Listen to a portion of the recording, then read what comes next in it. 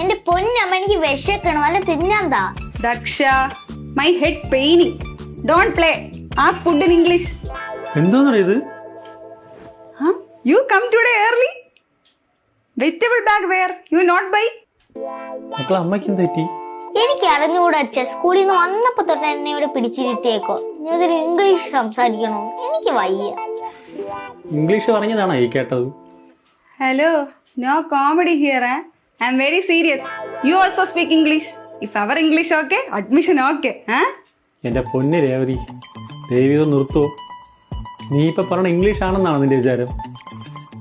സമ്മതിക്കരുത്, ഒരിക്കലും നന്നാവാൻ സമ്മതിക്കരുത്.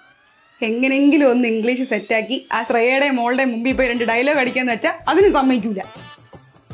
എടി, നിനക്ക് ഇംഗ്ലീഷ് പഠിക്കണമെങ്കിൽ നീ പഠിച്ചോ, പക്ഷെ അത് മറ്റുള്ളവരെ മുമ്പിൽ ചെന്ന് ഷോ കാണിക്കാൻ വേണ്ടി ആയിരിക്കരുത്. അയ്യോ, ആണോ?